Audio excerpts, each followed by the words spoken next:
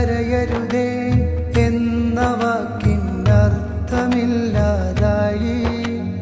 തളരരുതേ എന്ന് തകർന്നവരോട് പറയാൻ പേടി. കരയരുതേ എന്ന വാക്കിനർത്ഥമില്ലാതായി.